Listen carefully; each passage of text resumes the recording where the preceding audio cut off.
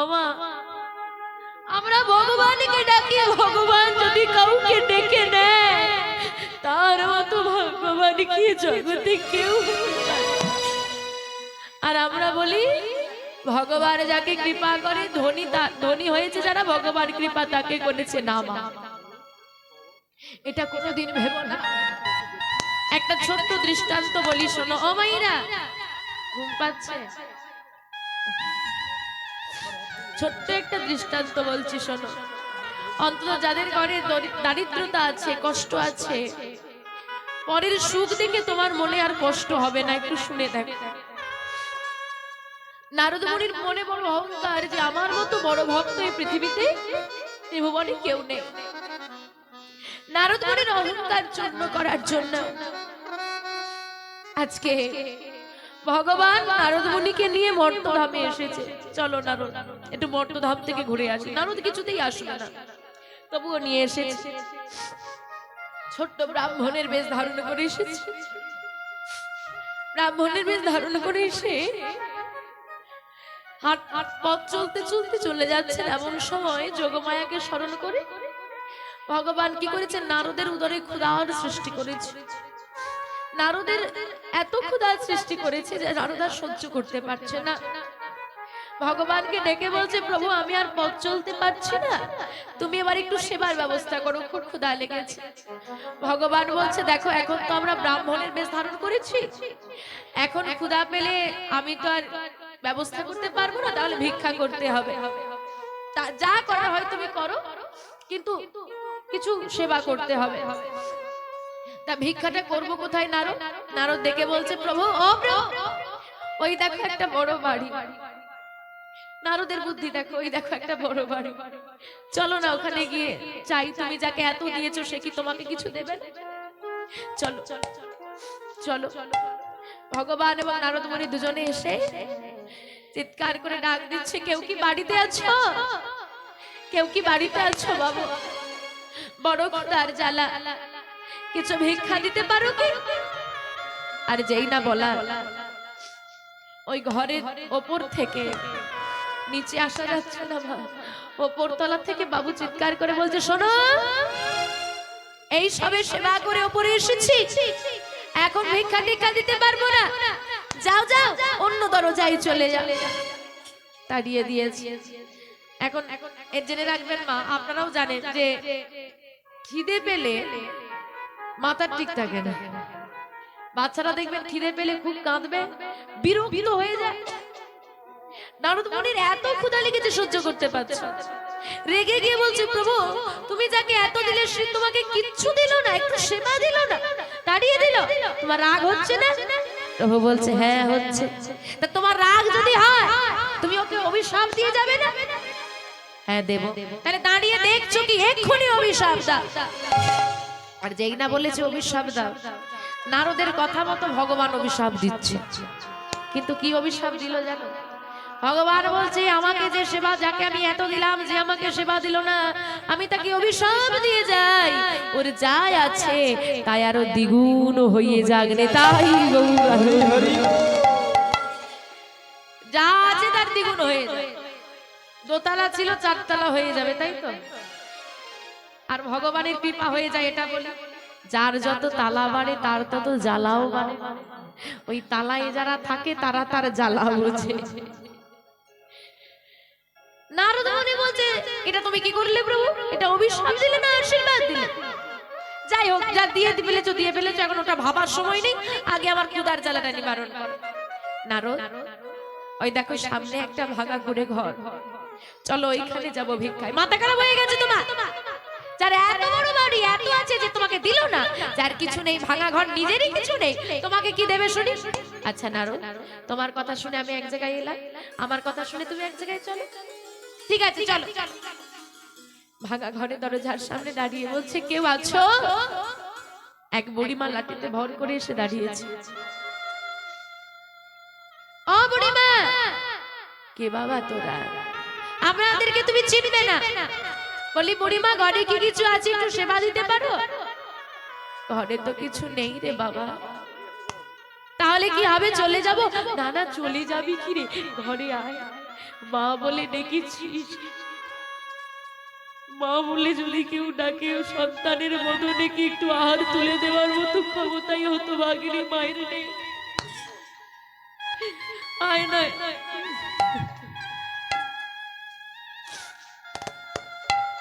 ঘরে বসতে দিয়েছে, আর বসতে দিয়ে মা বুড়ি মার ছিল একটি কালো গাভী, সেই কালো গাভীর দুগ্ধ দহন করে নারদ মুনি আর ভগবানকে সেবা দিয়েছে। সেবা করে নারদ মুনির ক্ষুধা নিবারণ হয়েছে। নারদ মুনি বলছে, প্রভু তোমার লীলা বোঝা বড় দায়, যার ছিল সে দিল না, যার নেই সে দেওয়ার জন্য পাগল। বাস্তব জগতেও তাই দেখো, ভগবান যাকে ধন দিয়েছে তাকে মন দিতে ভুলে গেছে, যাকে মন দিয়েছে তাকে ধন দিতেই ভুলে গেছে। তাই যার সামর্থ্য আছে দেওয়ার সে দেয় না, আর যার যার দেওয়ার সামর্থ্য নেই দেওয়ার জন্য তার অন্তর কাঁদে। বুড়িমার কাছে সেবা নিয়ে এইবার নারদ মুনি আর ভগবান যাই না চলে যাচ্ছে। বুড়িমা বিদায় দাও। বুড়িমা ভগবানের হাতটা ধরে বলছে, কথা দে কোনোদিনে ভুলে যাবি। কিরে মা বলে একবার ডেকে মায়া লাগিয়ে চলে গেলি, কথা দিয়ে যা কোনোদিন ভুলবি না। কথা দিলাম বুড়িমা কোনোদিন ভুলবো না, আবার আসবি তো। কথা দিয়ে গেলাম আমি। নারদের চোখে এলো জল, কি ভালোবাসা। আর যেই না বুড়িমা বিদায় দিয়েছে, নারদ মুনি ভগবানের কানে কানে বলছে, প্রভু যার কিছু নেই সে তোমাকে এমন সুন্দর করে সেবা দিল, তুমি তাকে কোনো আশীর্বাদ দেবে না? প্রভু দেব, তাহলে দাও আশীর্বাদ করি। বুড়িমার নিজের প্রাণের থেকে প্রিয় কালো গাভী, যে কালো গাভীর দুগ্ধ দহন করে আমাদের সেবা দিল, আমরা এই ঘর ছেড়ে বেরিয়ে যাওয়ার সঙ্গে সঙ্গে কালো গাভীটা ছটপট করতে করতে মারা যাবে, মারা যাবে, মারা যাবে। প্রভু তুমি কারে হাসো, কারে কাঁদো, এটা কি আশীর্বাদ হলো প্রভু? তুমি কারে হাসো, কারে কাঁদো, তোমার লীলা বোঝা হৃদয় গৌর হরি বল।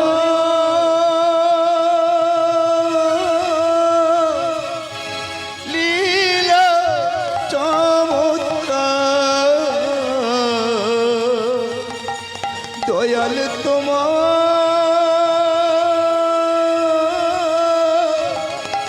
লীলা চমৎকার, কৃপাময়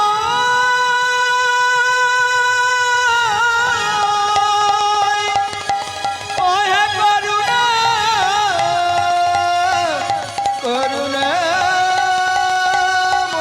করুণাময় ওহে দয়াময়,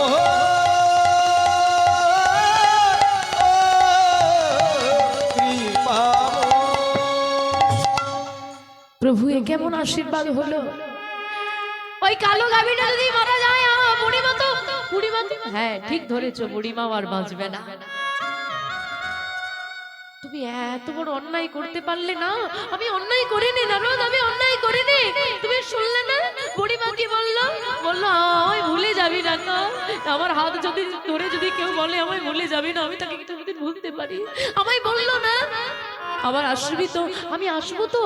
ও নারদ, ওই যে বুড়িমা কালো গাভীর মায়ায় পড়ে আছে গো, মায়া থেকে মুক্ত না হলে যে আমার কাছে আসা যায় না। তাই কালো গাভীটা মারা গেলে বুড়িমা মায়া মুক্ত হয়ে যাবে।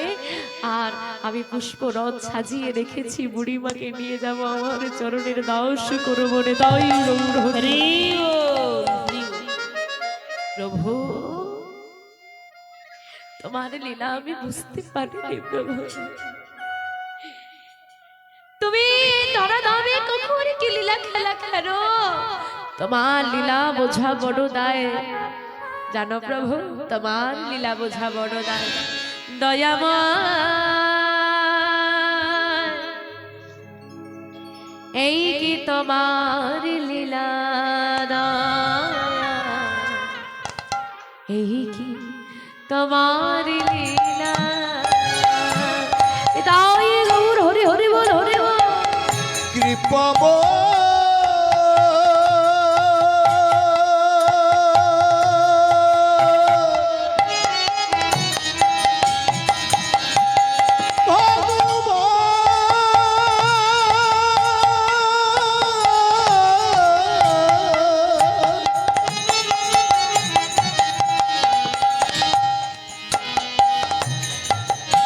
এই কি তোমার লীলা দয়া, এই কি তোমার লীলা।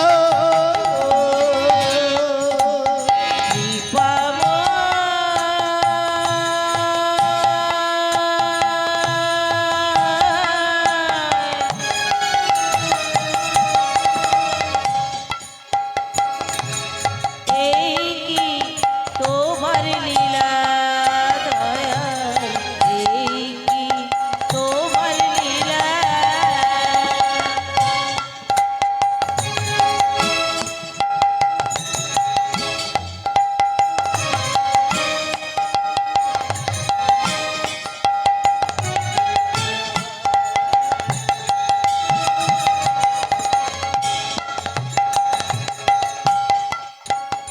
তুমি কারে হাসা,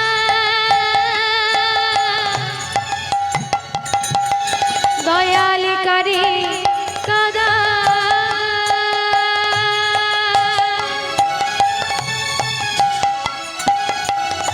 দয়াল করে আশা,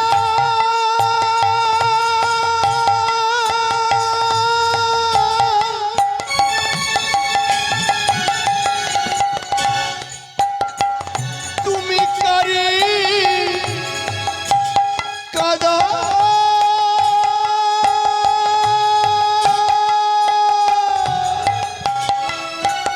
তুমি কারে হাসা,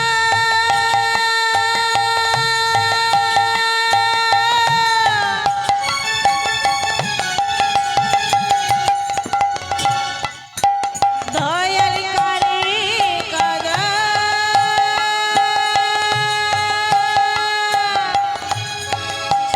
কারে করো অবহেলা, এই কি তোমার লীলা দয়া, তাই গৌরী সীতারাম নমস্তে, হরি হরি বল। কৃপা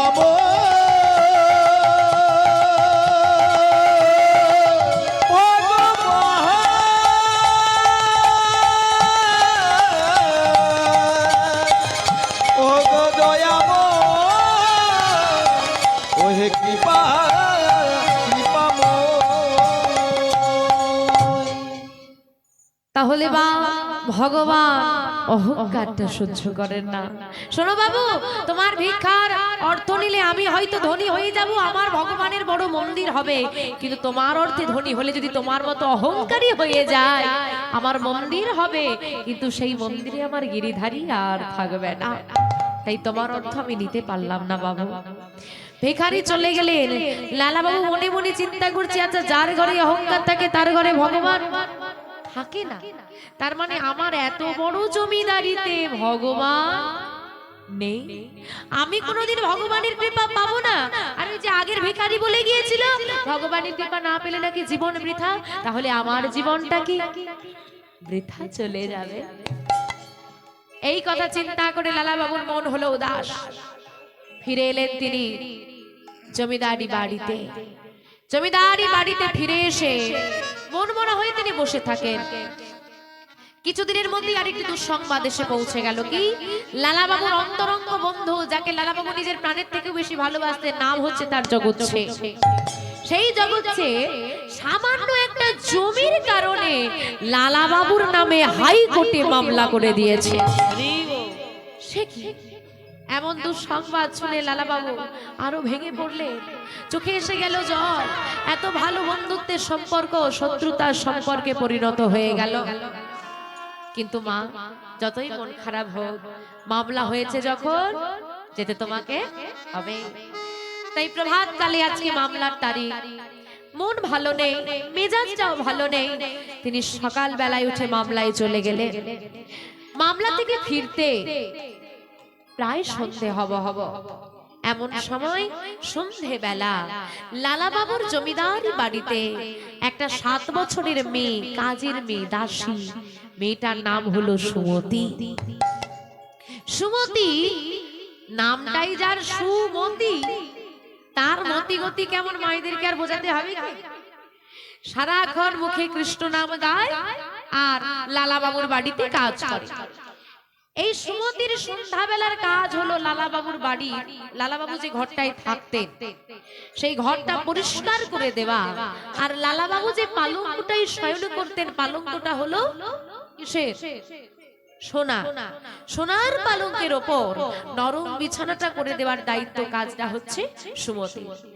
তাই সেই সন্ধ্যাবেলা প্রতিদিন যা করে আজকেও সেই কাজটা সে করছে আর মুখে ওই নাম গাইছে, জয় গুরু গৌরাঙ্গ তুমি শ্রী রাধা মাধব ব্রহ্ম নারায়ণ হরে কৃষ্ণ না। জয় গুরু গৌরাঙ্গ শ্রী রাধা মাধব ব্রহ্ম নারায়ণ হরে কৃষ্ণ নাম। জয় গুরু গৌরাঙ্গ শ্রী রাধা মাধব ব্রহ্ম নারায়ণ হরে কৃষ্ণ নাম। হরে কৃষ্ণ নামে তোমরা লহয়া বীরা, হরে কৃষ্ণ নামে তোমরা জপয়া বীরা। হরে কৃষ্ণ নাম তোমরা লহো বীরা, হরে কৃষ্ণ নাম তোমরা জপয়া বীরা। হরে কৃষ্ণ নাম তোমরা লহো বীরা, হরে কৃষ্ণ নাম তোমরা জপ বীরা। জয় গুরু গৌরাঙ্গ শ্রী রাধা মাধব ব্রহ্ম নারায়ণ। জয় গৌর হরে হরে হরে। জয় গুরু গৌরাঙ্গ শ্রী রাধা মাধব ব্রহ্ম নারায়ণ হরে কৃষ্ণ নাম। জয় গুরু গৌরাঙ্গ শ্রী রাধা মাধব ব্রহ্ম নারায়ণ হরে কৃষ্ণ নাম। জয় গুরু গৌরাঙ্গ শ্রী রাধা মাধব ব্রহ্ম নারায়ণ হরে কৃষ্ণ নাম। ভক্তমণ্ডলীর চরণে একটি নিবেদন। আজকে যিনি ভোগ দান করেছেন অস্মিকা বাগ, ওনার পিতা হলেন চন্দন বাগ, মাতা হলেন সৌমিকা বাগ, দাদু দিলীপ বাগ, ঠাকুমা শিখা বাগ মহাশয়া। তো ওনারা আজকের এই ভোগের দানটা করেছেন। আপনারা সবাই মিলে ওনাদের আশীর্বাদ করুন, যেন ভগবানের কৃপা হয়, তারা সবাই সুস্থ থাকে এবং ভগবানের চরণে তাদের যেন মতি হয়। তাই তাদের মঙ্গল করতে সবাই মিলে একবার আমার সঙ্গে বলুন, শ্রী গুরু নিতাই গৌর শ্বেতানাথ প্রেমানন্দে হরি বল। আমা সুমতি আজকে, আচ্ছা মাইরা সবাই ভোগ নিয়ে কিন্তু যাবেন, হ্যাঁ প্রসাদ নিয়ে তবে যাবেন। আজকে সুমতি বিছানাটা করতে করতে হঠাৎ, ছোট্ট মেয়ে তো, তার মনের মধ্যে একটা কথা জেগেছে। কথাটা হলো এই যে সুন্দর সোনার পালঙ্ক, মানে তৎকালীন সময়ে পালঙ্ক কথাটা মাথা থেকে বার করে দেন। 250 বছর আগে কার ঘরে পালঙ্ক ছিল বাবু?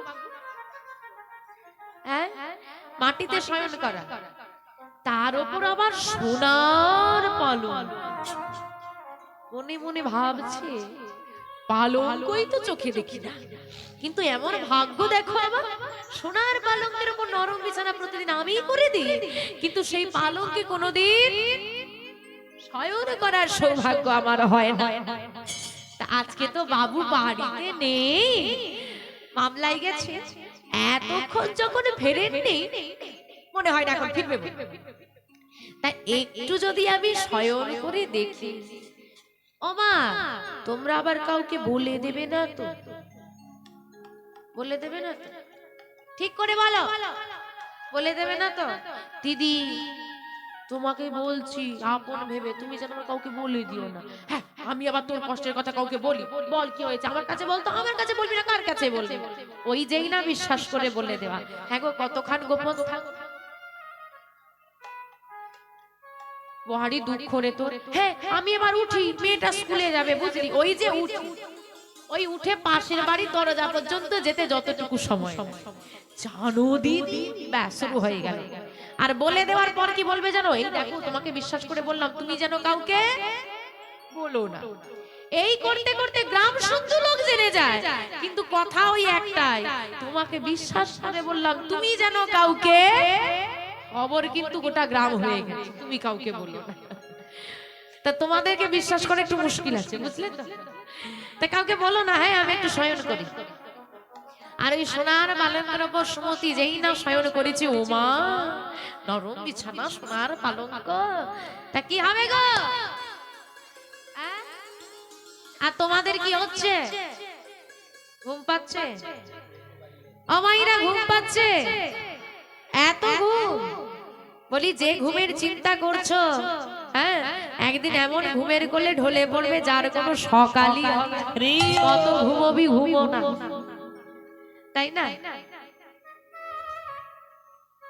বাড়ি যাওয়ার বড় তারা, বাড়ি যাবে, এই যে আমাইরা বাড়ি যাবে, বাড়ি যাবে, এই দিকের গুলো না হ্যাঁ বলছে, ওই পাশের গুলো একদম চুপচাপ বলে যেতে তো হবে, এখন ঘাড় নাড়া যাবে না। আগে থেকে এসে পেছন দিকে বসেছি, সামনের দিকে যাইনি, উঠে চলে যাব বলে। অনেকক্ষণ মায়েরা এসেছেন, এটাও বুঝতে পারছি, ঠান্ডাটাও যা পড়েছে। মায়েরা বাড়ি যাবে, খুব তাড়াতাড়ি বাড়ি ফিরতে হবে, চিন্তা আছে করো, কখন চিন্তা করবে? তাড়াতাড়ি বাড়ি যাও, তাড়াতাড়ি বাড়ি যাওয়ার চিন্তা করো, তাড়াতাড়ি বাড়ি যাওয়ার চিন্তা। এটা তো ভাড়া বাড়ি, বলি এই বাড়ি যাওয়ার এত চিন্তা করে লাভ নেই, সেই বাড়ি তাড়াতাড়ি ফিরতে হবে, তার চিন্তাটা কবে করবে? নিতাই গৌর হরি বল, হরি বল। আমাইরা এই যে তোমাদেরকে হাত তোলাচ্ছি, ভালো লাগছে? ভালো লাগছে? ঠিক করে বলো হ্যাঁ কিনা। হ্যাঁ, তোমাদের ভালো লাগলে হবে, যে হাত তুলছে সে বলছে জ্বালা কিরকম। ওই হাতটা তুলতে হচ্ছে, আর ওই ঘুমটা ধরতে ধরতে হাত তুলে ঘুমটা ভেঙে গেল না, শুধু হুড়ি বুড়ি হুড়ি দিল, ঘুমটা ভাঙছে। কীর্তন করছে, তো ঘন ঘন হরি বল লাগছে, শান্তিতে ঘুমানোও যাবে না। ওই ঘুমটা ভাঙছে আর মনে মনে আমাকেই গালি দিচ্ছে। কি করব বাবু, আমার কমিটির বাবারা তো এই জন্যই আনে আমাদের, তোমাদেরকেও শান্তি দেয় না, আমাদেরকেও দেয়। হরি বল, হরি বল। ও মাইরা, আজকে হরিধ্বনি দিচ্ছি, হাতটা তুলতে বিরক্ত লাগছে না? একদিন কত হরিধ্বনি পড়বে, বলো হরি, হরি বল, বলো হরি, বলো হরি। সবাই হাত তুলবে, তুমি হাত তুলতে চাইবে আর তুলতে পারবে না। নিতাই গৌর হরি হরি। তাই এখন থেকে তুলে নাও, যেন শেষের দিনে গিয়ে তুলতে না পেরে আর আফসোস না হয়। আজকে সুমতি বাবা যেই না শয়ন করলো, তোমরা হাত তুলছো, ঘুম ভাঙছে। সুমতিকে তো হরিধ্বনি দেওয়ানোর কেউ নেই, যদি একবার দিয়ে দিত তাহলে বিপদটা কেটে যেত। আর কিছুক্ষণের মধ্যেই মেয়েটা ঘুমিয়ে পড়েছে, সারাদিন কাজ করেছে তো ক্লান্ত। আর যেই না ঘুমিয়ে পড়া, ওমা আসবি তো আই লালা বাবু সেই মুহূর্তে এসে হাজির। সারাদিনের যাতায়াতের পর শরীরটা ক্লান্ত আর ভালো লাগছে না, বিশ্রাম নেওয়ার জন্য তিনি যেই না নিজ কক্ষে প্রবেশ করেছেন, দেখছে নিজের ঘরের কাজের মেয়েটা নোংরা পোশাক পরে লালা বাবুর সেই সোনার পালঙ্কের উপর ঘুমিয়ে আছে। প্রধানিত হয়ে লালা বাবু চিৎকার করে বলে উঠলেন, এই সুমতি, কি করছিস কি তুই? এত বড় স্পর্ধা তোর, তুই সোনার পালঙ্কের উপর ঘুমোচ্ছিস? প্রহরী, এই প্রহরী, কোথায় গেলি তোরা?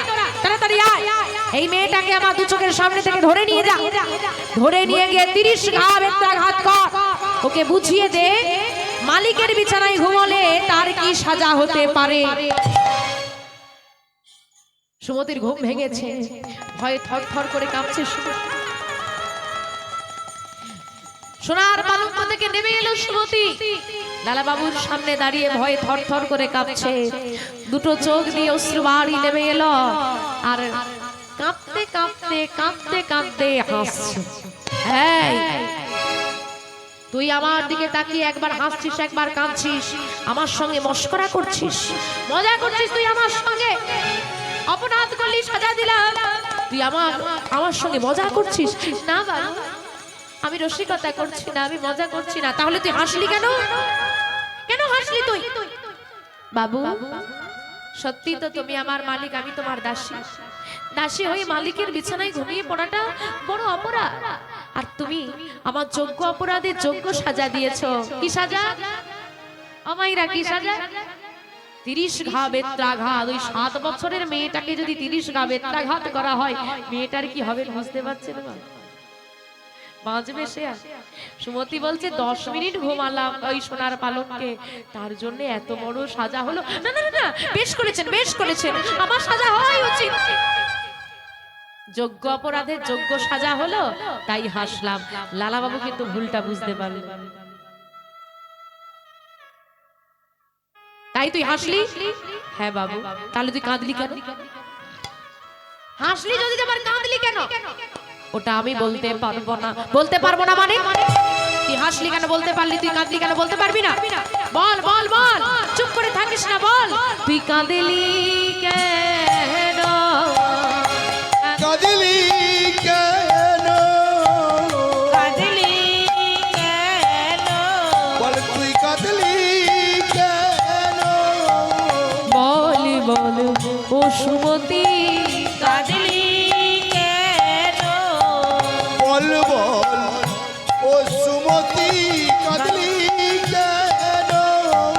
বল বল ও সুমতি, কাঁদলি কেন? কি হলো? চুপ করে দাঁড়িয়ে আছিস কেন? বল তুই কাঁদলি কেন? বাবু, আমি কাঁদলাম কেন বললে? তুমি আবার কাঁদবে না তো? আমি কাঁদলাম কেন বললে?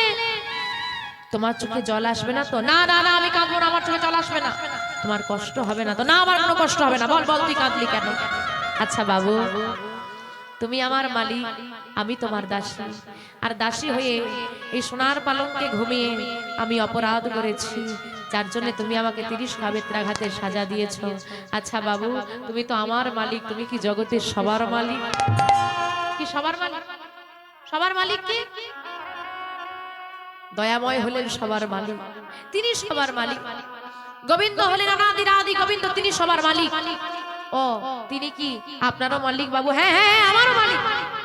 আচ্ছা বাবু, তোমারও তাহলে মালিক আছে? মালিক থাকবে না? সবার মালিক আছে। আচ্ছা বাবু, তুমি আমার মালিক, তিনি তোমার মালিক। এই সোনার পালঙ্কে আমি 10 মিনিট ঘুমালাম বলে তুমি যদি আমার মালিক হয়ে 30 ঘা বেত্রাঘাতে সাজা দাও, 10 মিনিটের জন্য কত? 10 মিনিটের জন্য 30 ঘা বেত্রাঘাতে সাজা যদি তুমি আমার মালিক হয়ে আমাকে দাও, তুমি তোমার 50 বছর বয়সে সারা জীবনটাই সোনার পালঙ্কে ঘুমিয়ে কাটালে, তাহলে ভেবে দেখো তোমার মালিক তোমার জন্য কত ঘা বেত্রাঘাতে সাজিয়েছে, সেটা ভেবেই আমি কেঁদে ফেলেছি। তাই গৌর হরি হরি বল। কেঁপে উঠল লালা বাবুর দেহ, বসে পড়লেন মাটিতে, চোখে এলো জল। শক্ত করে সুমতিকে জড়িয়ে ধরে বলছিস, সুমতি কি শোনালি তুই? কি বললি তুই?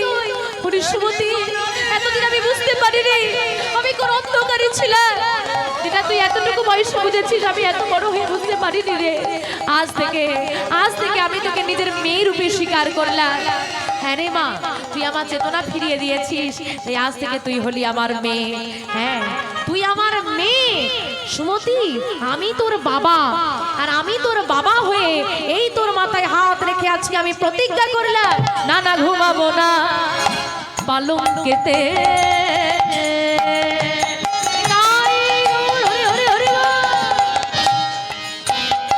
আমি এই করিলাম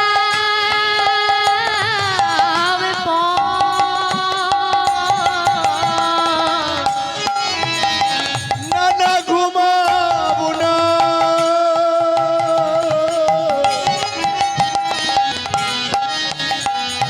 এই পালঙ্কেতে।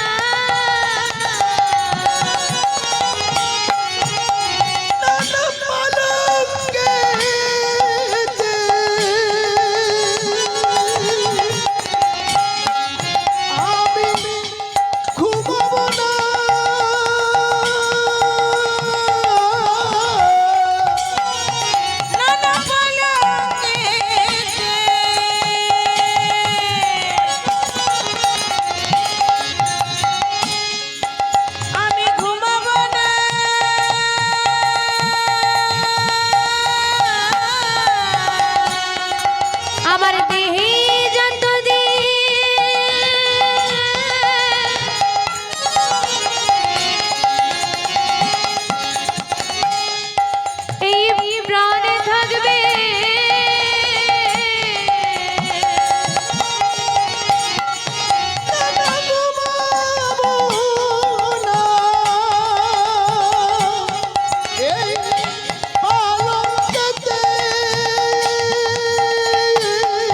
আমার দেহে যতদিন প্রাণ থাকবে এই মনে করিলাম আমি এই মনে করিলাম আমি একবার হরি হরি হরি বলে হরি হরি হরি বলে